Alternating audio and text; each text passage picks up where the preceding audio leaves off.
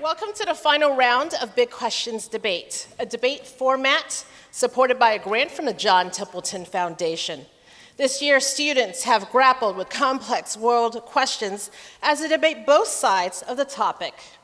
Resolved, on balance, societies benefit from religious belief and practice.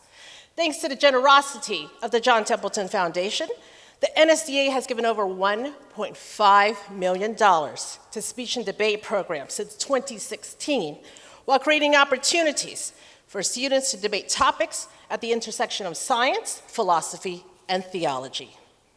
Now to introduce our judges. From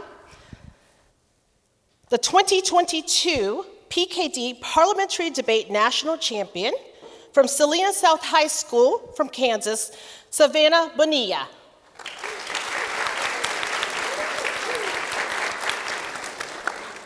A three-diamond coach from Sioux Falls Jefferson High School, South Dakota, Travis Dolly. A two-diamond coach from Aluga High School, Oklahoma, Jennifer Denslow.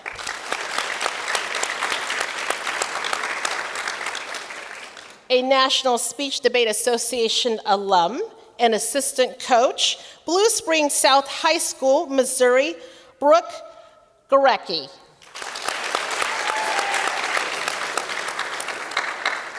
Senior Director of the Alban W. Barkley Forum for Debate, Deliberation, and Dialogue, Edward Lee.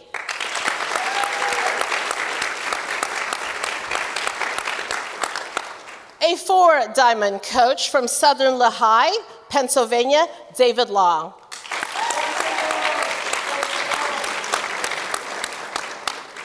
A presidential management fellow at the Department of Energy, Shrewsbury, Massachusetts, Anna Mahold.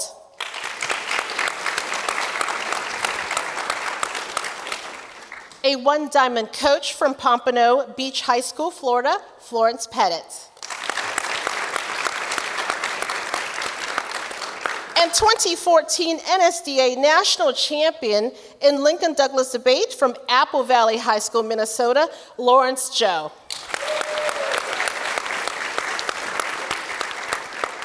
This year we began with 106 Big Questions debaters. We are now down to the final two. Congratulations to our finalists.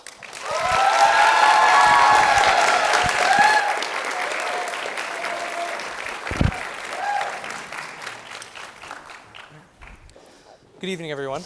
I have a few quick thank yous before we begin. First, I would like to thank the John Templeton Foundation and the NSDA for giving us this wonderful opportunity to discuss a topic that has such a major part to play in our modern world. Next, I want to say Happy Pride Month. To all of my queer friends and family and those folk I haven't yet got to meet, you are loved, you are heard, and you are valid.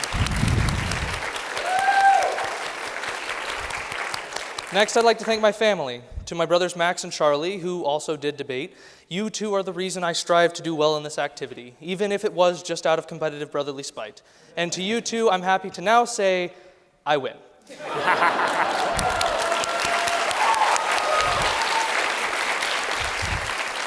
To Mom and Dad, thank you for all the support you've provided me throughout the years. Without you two, I wouldn't be half the man I am today. And now I'd like to thank the two best coaches a kid could ask for.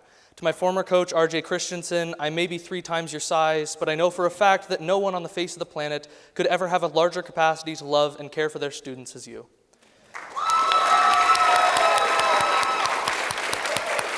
And to my current coach, Jett Smith, I know I make fun of you more than I'm nice to you, but just know that from the bottom of my heart, you are the single largest influence I have in my life. And though I may technically have more competitive success than you did, I know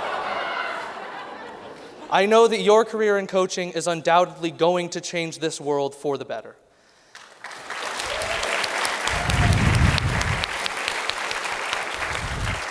My best friends, Katie and Cadence, I love you both more than you can ever know. And I will always look back on the memories we have in this wonderful activity and smile. To my team, thank you for the practice debates, the hours of prep we've done together, and the endless jokes about my very, very tiny ego. To the varsity who came before me and taught me what true success looks like, thank you. To the rest of the wonderful Idaho debate circuit, a sincere thank you for providing some of the best moments of my life. Competitors like John, Luke, Paxton, Creed, Lexi, and so many more, thank you. And finally, to anyone else I didn't mention who helped me along the way, thank you, and just know that each and every one of you is very near and dear to my heart.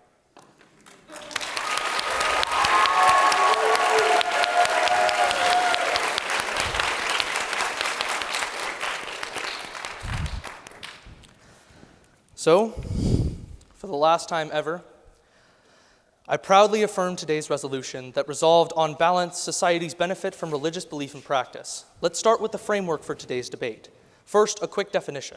From the Encyclopedia and Britannica and the Stanford Encyclopedia of Philosophy, we can define religious belief as the attitude a person holds regarding that which they see as holy, sacred, or worthy of a special reverence.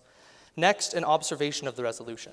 The question posed by today's topic does not specify a societal time frame, and rather grammatically implies that all societies are worthy of discussion, including those past, present, and future. Finally, let's establish the burdens for the round.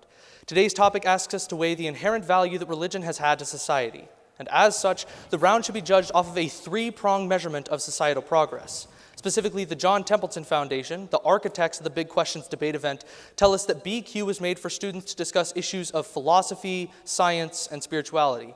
As such, my burden as the affirmative is to prove that religious belief and practice has progressed more than it has harmed society in at least two of those three categories, while my opponent must do the opposite. With that, my first contention concerns philosophically structuring safe communities. Since the dawn of man, humans have been searching for answers to the existential questions regarding the purpose of life. Unguided, this journey of discovery can leave people wandering our world feeling listless and can very easily spiral to depressive tendencies. To resolve this, the Pew Research Center in 2012 reports that over 84% of our world's population turned to religious belief and practice. Heaton of the Journal of Law and Economics in 2006 writes that many religions preach the hellfire hypothesis, which posits that religiosity deters criminal action through the promise of punishment in the afterlife. This encourages followers to take moral and good action, which, as a comprehensive analysis from Briggs of the Huffington Post in 2013 reports, has empirically been shown to create safer communities.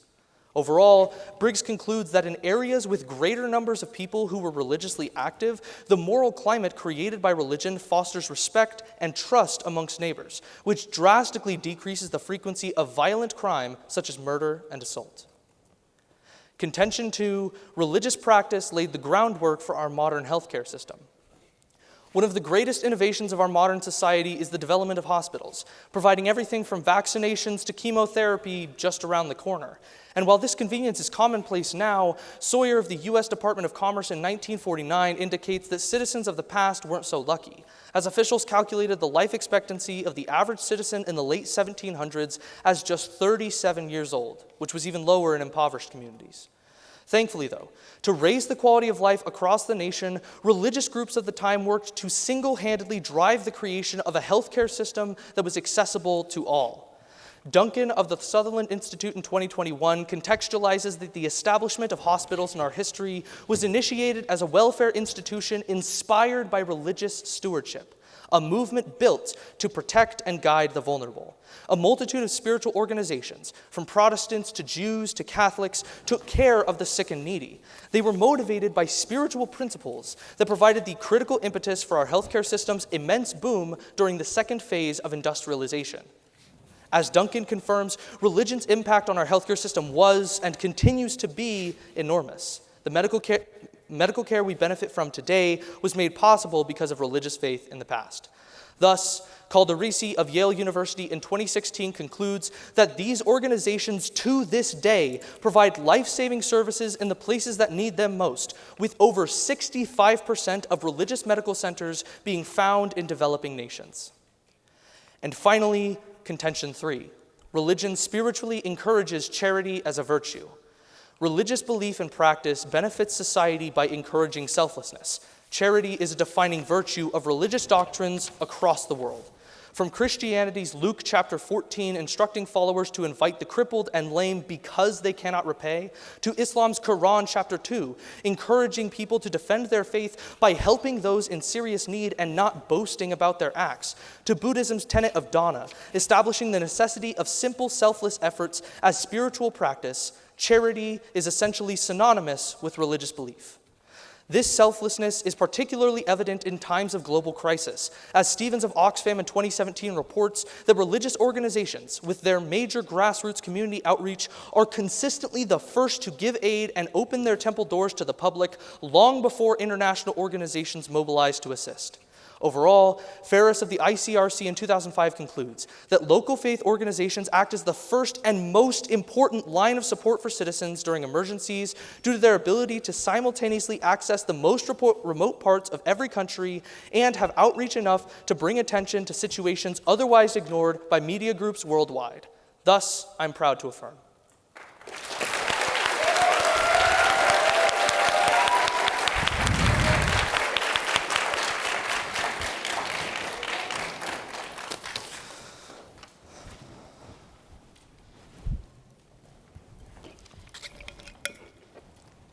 Hello all.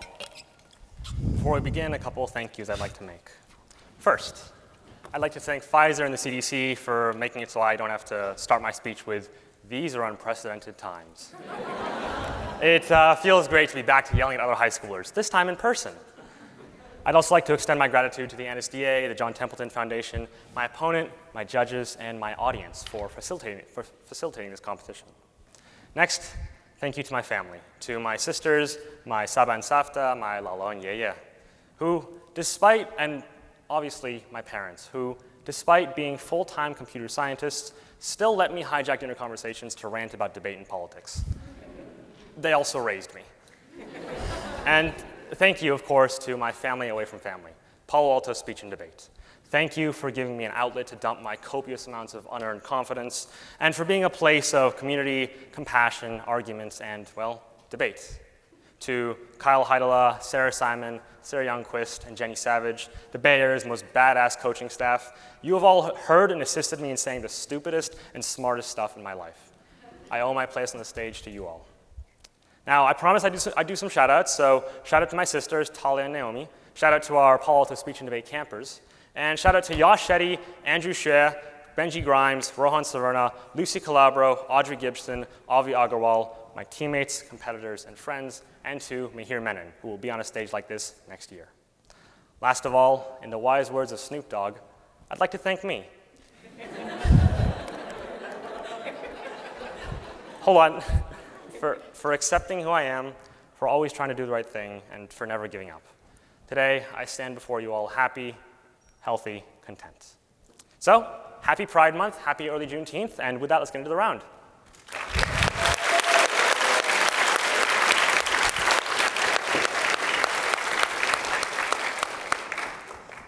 Five minutes on the clock. I negate. Religion is defined as a strong belief in a supernatural power or powers that control human destiny. I have 4 observations. First, this debate is about societies, so arguments that matter are the impacts of the level of societies, not individuals. Second, we are not talking about whether religion is inherently good or bad. Rather, we are analyzing how religion has been used throughout society and how that affects people. Third, it is not the negative's burden to invalidate the experiences of the devout, nor challenge the private meaning of practices like prayer, meditation, and confession. Fourth, because of the wording of this resolution as being in present tense, it is clear that we must focus on societies and religion's impact in the present day, not history. Contention 1, religion causes and lengthens conflict. Swarthmore Professor Frost points out in 2006 that religions spark and legitimize conflicts because many sacred texts approve religious violence, dying in battle is compensated for by salvation in the next life, groups define holy obligations like sacred land, and faiths see their truth as universal and are intolerant of other perspectives. From a participant in the Equan Rebellion, we were told of the great reward that would come to us from God for every infidel that we slew. The impact? In the 20th century alone, Professor Reichler from Harvard University points to 24 different wars that erupted, with religious elements being a core cause. Tufts University Professor Toft, in her own 2007 analysis, finds 42 other religious civil wars in the 20th century, wars which are increasing, more destructive, and last longer due to non-material, divine motivation. Importantly, these wars are distinct from non-religious ones because they often cannot be compromised. Reichler in 1997 continues, conflicts based on religion become dogged, tenacious, and brutal. Value conflicts become zero-sum issues, and parties do not compromise. Take, for example, the North-South Sudan conflicts, which resemble deep-value conflicts unresolvable except by force or separation. The profound impact of the war includes 50,000 dead and 2.3 million people forced to flee their homes. From the Crusaders to the Aztecs, Myanmar's conflicts to the Shia-Sunni divide, religion has and continues to affect and kill millions upon millions throughout society. Contention 2. Religion causes and worsens persecution, discrimination, and bigotry. Subpoint A. Religion increases sexism. Klingarova and Halvik in 2015, analyzing 50 countries, find a strong relationship between religiosity and gender inequality, even while controlling for economic development. Religious societies accept the authority of religious teachers who advocate a patriarchal society. Meanwhile, the most visible woman's public presence can be found in majority secular states. Surveying 74 countries, Professor Moon finds in 2022 that overt religious participation may allow men to more easily monitor women and police sexual behavior via religious commitment. Traditionalist values upheld by the world's religions are used to unquestioningly marginalize half the world's population, depriving them of basic freedoms. Women are denied medical treatment, opportunities to work, education, or in many cases, their own basic autonomy. Subpoint B. Religion sparks the persecution of the LGBTQ. 10 of the 16 most widespread religions' official platforms condemn homosexuality. They base it on scriptures and verses that I don't need to name.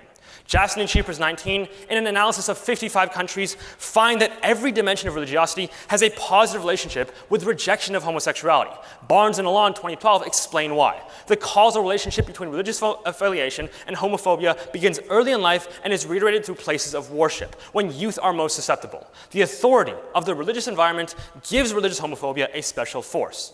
Judges, the impacts of religious homophobia are severe. The first is mental health. Gibbs 2015, parental anti-homosexual beliefs are strongly associated with chronic suicidal thoughts, with a more than 2 times odds of having attempted suicide in the past year.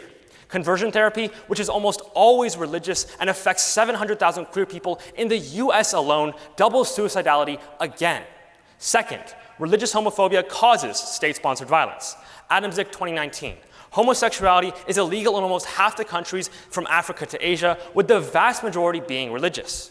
Thus, religion causes and justifies state violence against innocent people deemed the outgroup. Contention 3. Religion directly prevents societal advancement, risking public health. McFeeters 2018. Religious beliefs are negatively correlated with scientific consensus on a number of issues, like vaccinations and climate change. This lack of consensus severely limits society's response during public health crises. Balluz 2019. Only 3 countries haven't been able to stop polio transmissions, a virus that has nearly been eliminated thanks to vaccines. In these countries, Muslim fundamentalist leaders have stated that vaccination is an attempt to avert the will of Allah. In Indonesia, a vaccine fatwa was issued by Islamic leaders. This concern helped the vaccine rate plummet and the effects spilled over into neighboring Thailand, spurring a measles outbreak there. To conclude, judges, throughout societies, religion's absolutist presence has killed, displaced, and marginalized billions, atop undermining public health. Thus, I strongly urge a negative ballot. Thank you.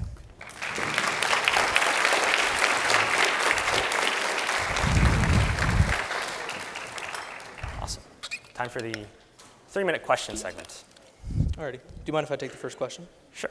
So let's start with your observations. So in terms of this first observation about how we shouldn't evaluate the individual impacts of religion, how do we determine how a society is affected? We look at what affects the majority of society, the impacts that are felt long scale and what magnitude they're felt at. Right, so by looking at what though?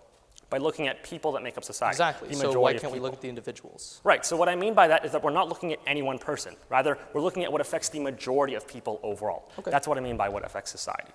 Do you have a question? May I have the next question? Go for it. Awesome. So you argue essentially that religiosity is key to healthcare and key to charity. Correct. What % of the largest charities in the world are inherently faith-based or religious? So I'll answer the question that you're going to ask in rebuttal, and I'll say that yes, in the status quo, we see that secular charities are becoming more popular. However, what I would tell you is that what matters is not the organizations and their, what religious stance they have, but instead is the money that's being given to these people is most often coming from religious people in the first place. Got it. So your argument is essentially that religious people are more likely to give to charity, correct? Right. So religious people, especially in my community, I know that a lot of people at my church donate to the Red Cross, which is a very secular organization. Do you mind if I take a question though? Go ahead. So let's talk about this argument about conflict. Oh wait, sorry. One more question on your observation. Sure. So what about the resolution grammatically implies that we only can look at the present tense. Sure, the word benefit is in present tense. The resolution is not on balance. Societies have historically benefited from religious beliefs and practice. It's resolved societies benefit from religious beliefs and practice. Right, but you wouldn't. So the term societies doesn't imply present tense, though, correct? The word benefits sets the term in present tense. I'll give you an example. You wouldn't say, the ancient Mesopotamians benefit from the wheel. You'd say the ancient Mesopotamians benefited from the wheel. Right, Since we're talking in the present tense. So just a question then, but we don't provide any sort of adjective that implies what time frame these societies exist within, correct? The word benefit means that we are talking about the present tense. Okay. Societies overall, sure, yes. Cool. Do you have a question? Yes. You talk about how religiosity necessitates an increase in healthcare. Is this idea Western-centric? Does this apply to other countries? Specifically, the Duncan 21 evidence that I give you specifically does talk about the United States, which I would argue is massive in terms of societal progress because healthcare in the United States led to the development of healthcare elsewhere. Right, but worldwide, is that necessarily following through that yes, everywhere healthcare? As I would say, you can look to the Calderisi 16 evidence I read at the bottom of my case, which tells you that 65% of medical centers that are sponsored by religious institutions are located in developing countries across the globe. Do you mind if I take one more question, though? Go ahead. So let's talk about this argument of sexism. So how do we evaluate whether or not a religious belief is actually sexist or not? So what we're looking at is across societies, across cultures that tend to have religions dominant, we're seeing that people are denied. Women are denied their own basic freedoms. That is, they're seeing lower income, they're seeing lower autonomy, they're seeing a lower public presence overall. Gotcha. Awesome.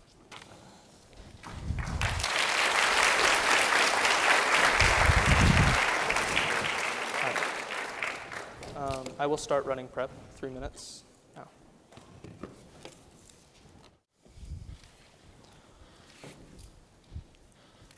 This brief off-time roadmap, I will just be responding to my opponent's case in the order that it was presented. Is anyone not ready?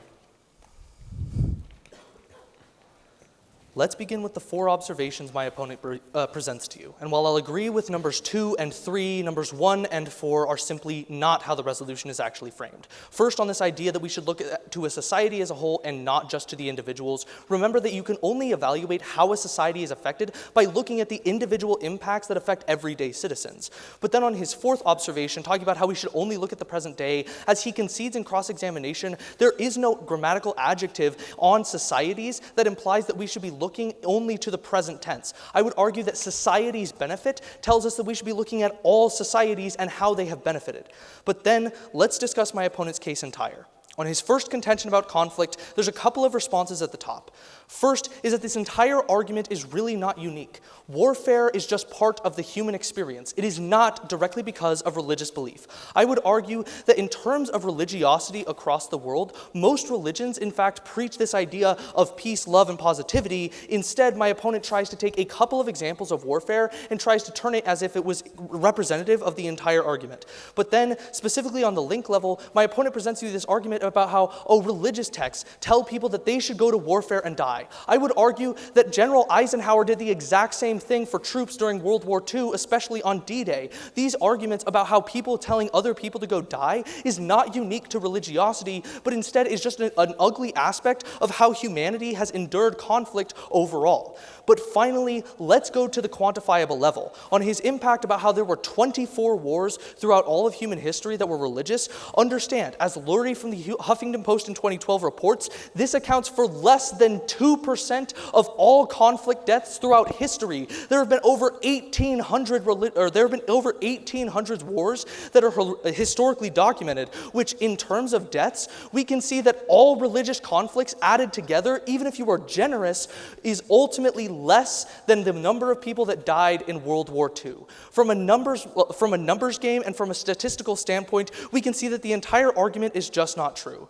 But the heart of my opponent's case lies in his second contention about bigotry. On his subpoint 8 about sexism, there's 2 responses. First, the NNEDV tells us that women across the world actually say that they turn to religion in times of crisis, especially victims of domestic abuse, in order to try and find solace and a sense of reason, in order to find a sense of recovery. My opponent tells you that a lot of religious texts The existence of religious texts in a lot of nations has structured those societies in a way that is inherently disadvantageous to women, which leads me to my second response, where I would tell you that a lot of sexual discrimination, especially against women throughout history, exists as an idea from politically, not an idea that is religious. But third and finally, I would argue that religions can reform. In the status quo, we can see that religiosity is ultimately beneficial to women. But I would also say that just because in the past women were harmed by religion, you shouldn't say that all religiosity is harmful. For example, we don't say that we don't disregard all of science because we did lobotomies back in the 1950s. But then on his subpoint B, talking about the LGBTQ community, there's two responses. First is that, again, the idea is that churches can reform. Churches can reform to benefit society overall. In fact, just last summer, we saw that the Pope of the Catholic Church, one of the largest religious organizations in the world, said that gay marriage was in fact okay. This is really, really crucial because it shows to you that in the status quo, religiosity is shaped by the people that are inside of it, not the other way around. That's a really big voter. But ultimately, on his third contention about preventing social aid, understand two things. First is that political hijacking of religious institutions is what leads to this refusal of vaccines. But second, you can turn the argument against my opponent because vaccines only exist because nurses back in the early 1700s were religious in the first place. Thus, for all of these reasons, I'm proud to affirm.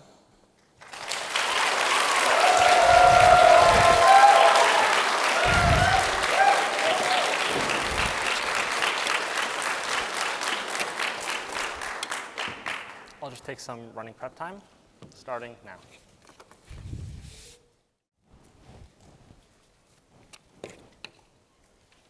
So, judges, for this 4-minute speech, I'm going to begin by defending my own case and then moving on to review my opponent's case.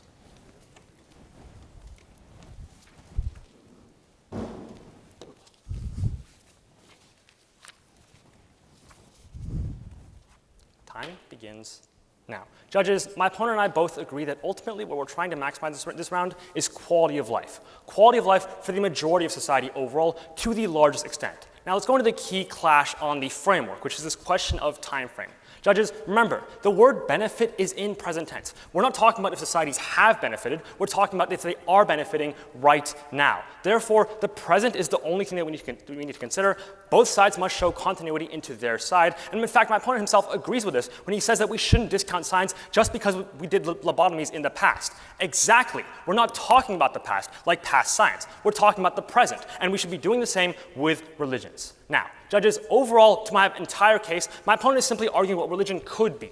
I am telling you, empirically, what religion is. Let's go into my first contention, which talks about war. First, my opponent argues that wars are somehow always going to be happening. Judges, it's a simple question. Would you like more wars or less wars? Would you like your wars to be more conflicted, more violent, more bloody, or more peaceful, more short-term, and more localized? Because once religion gets implemented into a conflict, it necessarily escalates the conflict. This alone proves that religiosity is leading to a more conflicted, more bloody, more brutal society. My opponent dropped the fact that religiosity gives a sense of divine motivation to conflicts. That is, people feel like they're fighting in the name of God, and therefore conflicts become zero-sum value issues. From the Israeli-Palestinian conflict to the Taiping Rebellion, the Crusades, the European wars of religion, religiosity has been used throughout centuries and continues to be used to hurt not just individuals, but the entirety of society.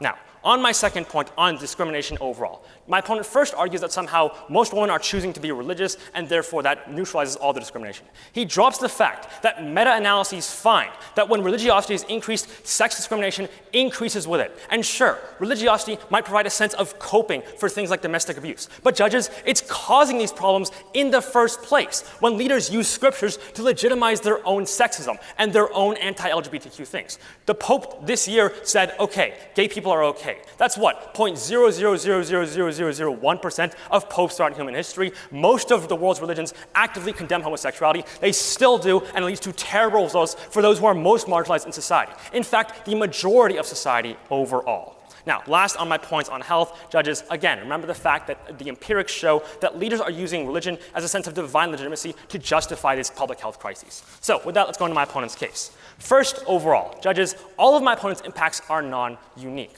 Scientific American tells us that infants, when they are born, display things like empathy toward others in distress. People are inherently good. We don't need some religion telling us to do so. Let's go into his first contention, which talks about how religion sculpts better communities. Even if it did so in the past, remember, we're talking about the present here. My opponent argues that religiosity somehow deters criminal motivation and criminal incentives, but in fact, Dolan 2022 finds that it does not increase or decrease recidivism, clearly showing that there's no actual causal link between religiosity and decreases in crime. Rather, people are just inherently good creatures, and religiosity has no actual benefit on that. Now, my opponent argues that religiosity is somehow key to healthcare and created hospitals throughout society. Again, we're talking about the present, not the past. And also, in the present, religiosity is actively being a detriment to scientific progress in healthcare and medicine. But all these issues of healthcare, all these issues, that's not unique to religion, that's unique to being a good person. If you want to care for your people, you'll take them in. And in fact, what religion tells you is that some people you should not take in. Some people are infidels because they don't believe in your God, they are intolerant, and as such, we see legitimization, delegitimization, and ostracization of billions. Last, on his points on charity, again, judges, remember, this is just people being nice. In fact, Meta 13 finds that the actual discrepancies he cites for religious charities are not due to any actual benefits of giving, but rather the fact that churches in the US count as charity. So it's just people paying for church. As there's no clear empirical warrant for any of his arguments, and it is clear that religion has divided society, I strongly urge a negative balance. Thank you.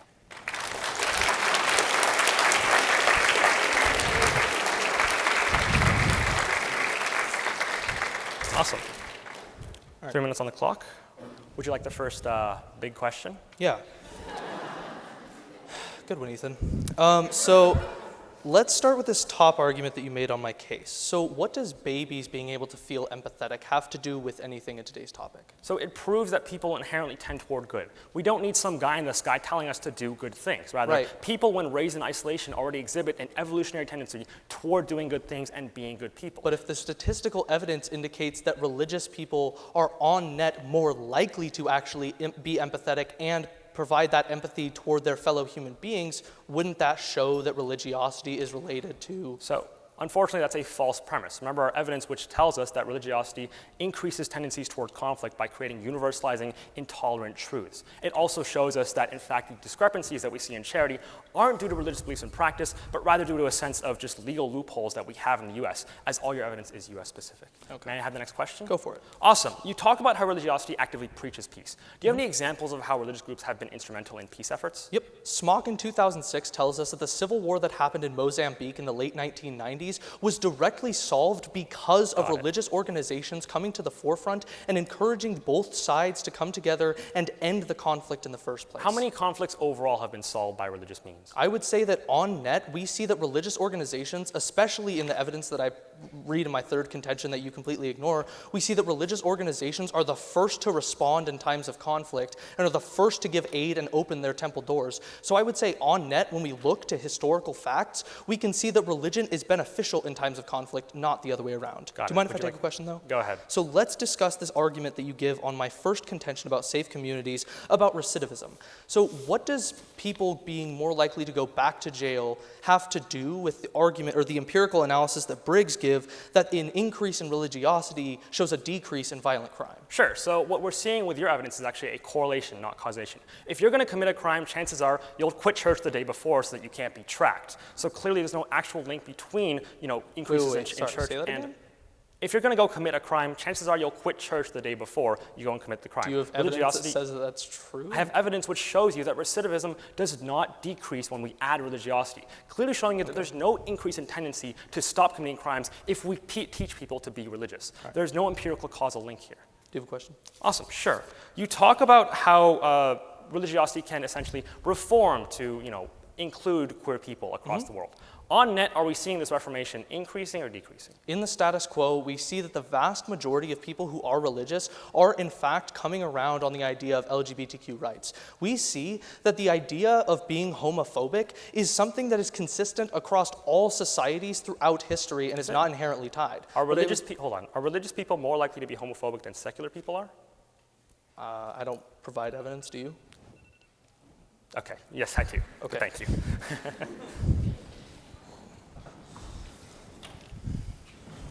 Oh, I heard the question wrong, that's why. Okay, I have 1:25 on the clock. I'll start prep now. All right, as a brief off-time roadmap, it'll first start on framework, back to my opponent's case, and then to my own. Is anyone not ready? At the end of the debate, you're going to be asking yourself a simple question. How has religion affected society philosophically, scientifically, and spiritually? My opponent agrees to this method of framing the debate, and thus, at the end of the day, if I can prove to you that society has been harmed or has been benefited by religion in 2 or 3 of those areas, you should feel very comfortable voting for the affirmative. Let's discuss my opponent's case. On his first contention of conflict, there are 2 responses that he cold drops. The first is on this idea of a divine sense of necessity of war. He says that this is just because of religious belief, but then he drops the response I give you, where I say that this also existed during World War II, when General Eisenhower asked young American men to go and die on the beaches of Normandy because that's what their nationalistic sense of pride told them to do. This idea is just a gruesome reality of the human experience. It is not unique to religiosity in any sense. But the second response that he drops is even more key. It's the Lurian 12 evidence, which tells you that throughout all of human history, conflicts have contributed to less than 2% of all war deaths.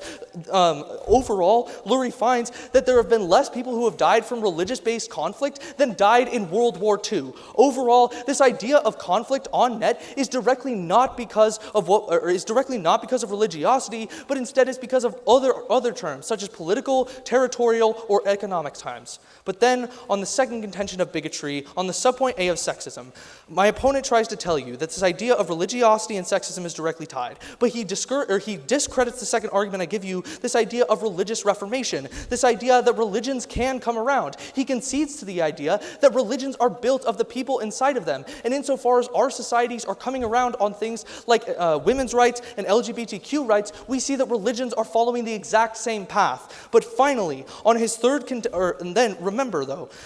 on his third contention about preventing social aid, he drops the response where I tell you that this idea of people being harmed by, science being harmed by religiosity is because of political hijacking. Don't let him give you new responses in the next speech. But then let's go back to my case. You're going to be voting for me on my second and third contentions. On my second contention about healthcare system, he tells you 2 things. First is that we need to be looking to the present tense. But again, remember, in the resolution, the word societies does not have an adjective implying which society we look to. But even if you don't buy that, remember the Duncan and 21 evidence directly tells you that the hospital system we benefit from today was created as a welfare institution inspired by religious stewardship. This idea of protecting and guiding the vulnerable is what led Protestant, Jew, and Catholic people across the United States to create the catalyst that created our healthcare system during the second phase of industrialization. Overall, remember that 65% of religious medical centers are in developing nations. But then, on my third contention of charity, he cold concedes to the idea that in times of crises and in times of conflict, religious organizations with their major grassroots outreach are the first to respond in times of crisis and are the first to open their temple doors and give aid to the public. For all of these reasons, I affirm.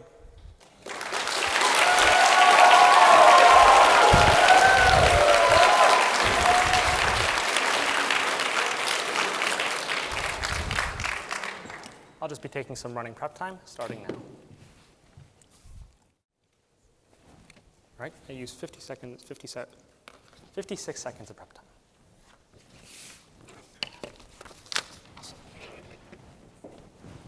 Judges, for this 3-minute speech, I'll first be touching on the framework, moving on to defend my own case, and then finally going back to refute my opponent's case.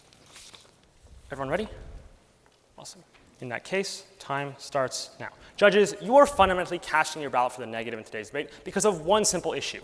To this point, my opponent cannot refute the fact that religiosity necessitates in-group, out-group mechanisms which cause ostracization, bigotry, and persecution. Because it is clear that religiosity has further to increase conflict throughout society, I strongly urge a negative ballot. Now, my opponent brings up that we should be evaluating this round on 3 key issues. But judges, these 3 key issues are all toward a greater goal, that is greater quality of life. Philosophy, science, spirituality. We're trying to maximize the quality of life for society overall, so that should be our metric, therefore. Let's go into my first contention, which talks about warfare. Judges, my opponent brings up the fact that nationalism can also cause warfare. But the difference is nationalism ends when political objectives are reached. Religiosity has its own danger associated with it. Take, for example, Sudan. The war was originally nationalistic, but since being casted in religious terms, it became more bloody, more brutal, more long-lasting, as parties could not compromise in any way, shape, or form. Yes, wars happen for a lot of reasons, but religion actively makes them worse. Atop sparking many, from the Taiping Rebellion, the Crusades, the European wars of religion, wars have crippled societies throughout ages. It's not just about the death count, it's about the fact that wars cripple societies. You can't have charity efforts, you can't have anything my opponent talks about if you're in a constant state of warfare. And thus, this necessitates a neg balance. Now, the second issue on the neg side centers around discrimination. My opponent's only real extension is that religion can somehow come around to be less bigoted. Judges, this is not what we're talking about. It would be nice if the world was a nice place, if all religions preach love and, devotion. That's not what they do. What we're seeing in this status quo is that the impacts of religion, homosexual people have more than 2 times odds of attempting suicide. We see that women systematically have their rights denied with a sense of divine legitimacy marginalizing them. This affects the majority of society, and thus also already necessitates a neg balance. Now, let's go on into my opponent's case. He brings two main extensions up. First, he argues that hospitals themselves were somehow inspired by religiosity. First, this is correlation, not causation. Remember the fact that people themselves are inherently good and want to help. Historically, churches were the most powerful, they had the most resources, and so then they could fund hospitals to make themselves more powerful. But it was not a causal mechanism at all. In fact, turn this argument against my opponent, because take religious charities like the Salvation Army, which has been accused of actively discriminating against transgender people because of their own homophobic ideals. Religiosity brings that unique dividing, persecuting presence. Now, my opponent also argues that grassroots organizations are somehow the first responders to conflicts, but this impact is just outweighed in the grand scheme of things. Most of the world's largest charities are secular, from the Red Cross to Doctors Without Borders to the Against Malaria Foundation. Charity is also not the way to solve global poverty, and as such, these impacts are small. And by the way, remember, you can't have charities if you're in a constant state of war. You can't have healthcare if your society is being torn apart. And because religion tears apart societies, I strongly urge a negative balance. Thank you.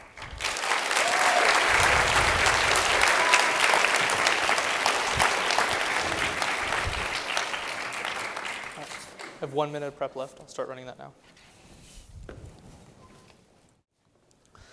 It's a brief off-time roadmap. It'll start on framework, my opponent's case, and back to my own. There will be voters throughout.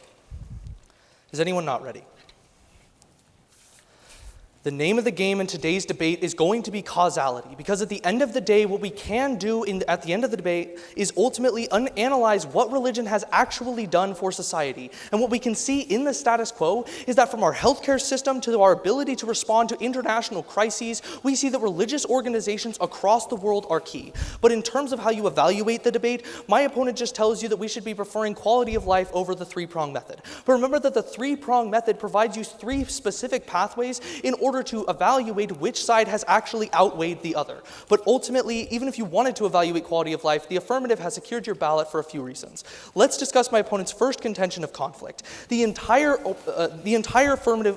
negative contention falls apart at the fact that this entire contention is predicated off of a correlative link, not a causal link. Remember, my opponent concedes to the fact that nationalism is also an ideal that can lead to this idea of a divine sense that leads to warfare. And while he gives you this brand new response about how nationalism ultimately ends when political organizations are over, remember that the bloodiest wars throughout history were political. World War II had the highest blood count of death count, and it has more deaths than all religious conflicts combined. So even if you didn't buy a single argument I gave you, remember the Lurie 12 evidence concludes that only less than 2% of all conflict deaths were throughout history. This proves the argument that I gave you in the very first speech, which was that conflict is just an aspect of the human experience, not an aspect of religious belief. But let's discuss his second contention about bigotry. In terms of how we evaluate whether religious belief is beneficial, you have to look to the society of the time. And in the status quo, we see that the ultimate public opinion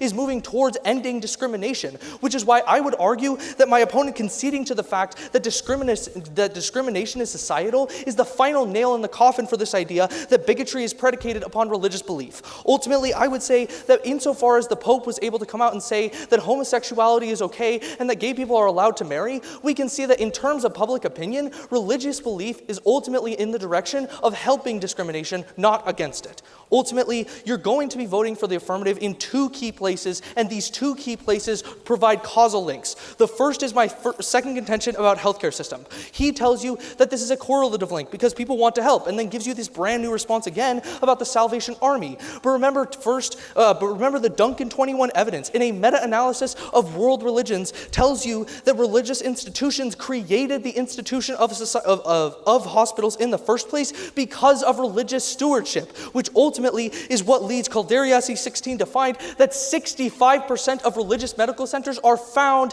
in developing nations. Overall, from an impact basis, it's pretty clear that from a scientific perspective, you're voting for the affirmative. But ultimately, from a spiritualistic perspective, remember the Stephen 17 evidence tells you that in times of conflict, we see that religious organizations are the first to respond and are the most important in order to decrease the number of casualties that happen in times of warfare. Thus, for all of these reasons, I'm proud to affirm.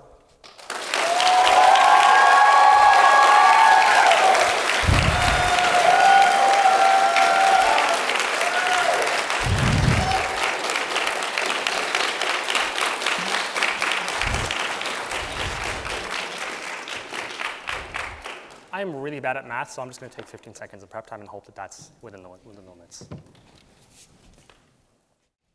right.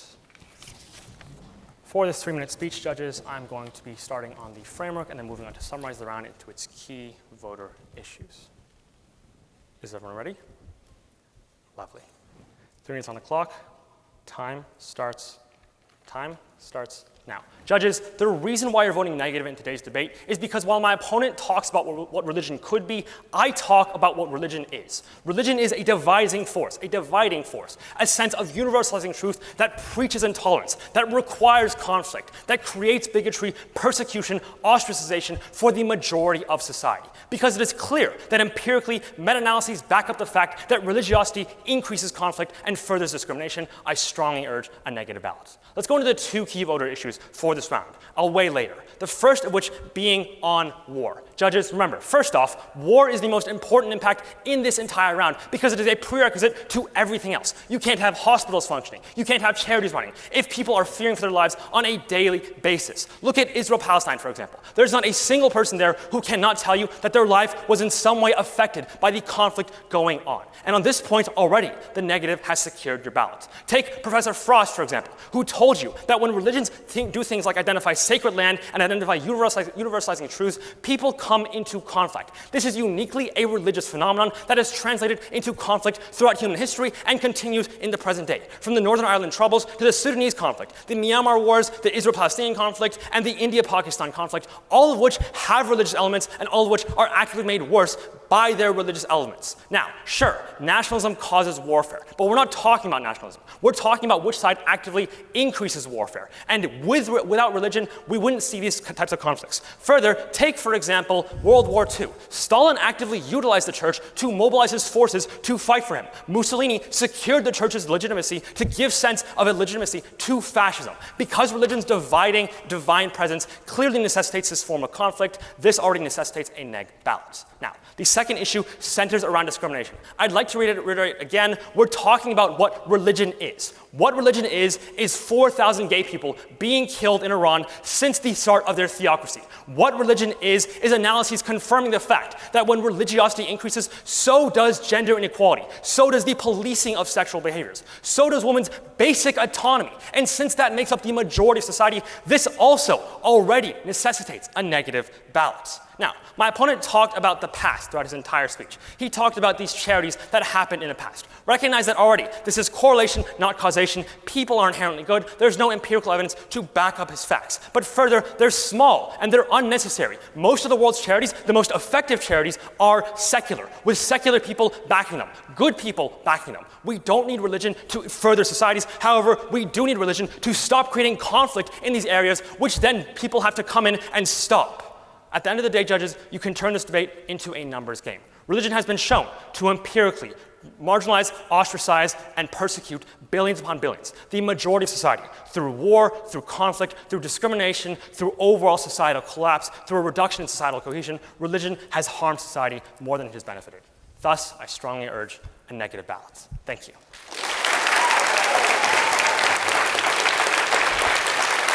Great debate.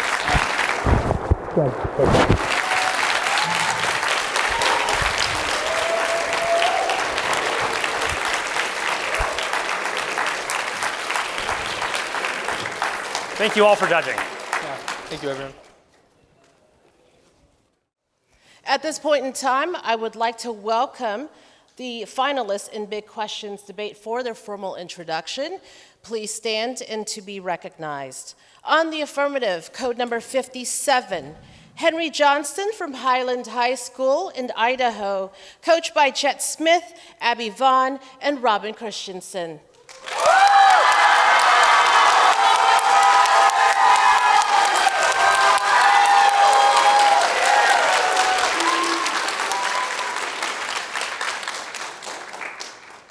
On the negative, code 85, Ethan Boneh from Palo Alto High School from California, coached by Sarah Youngquist, Sarah Simon, Kylie Hietala, and Jennie Savage.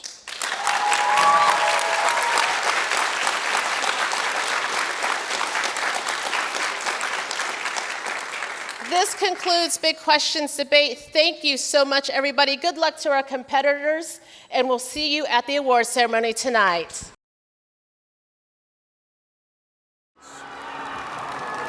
At this time, please welcome to the stage finalists of Big Questions debate presented by the John Templeton Foundation. Tonight, we recognize the top 4 teams in Big Questions, a debate format supported by a grant from the John Templeton Foundation.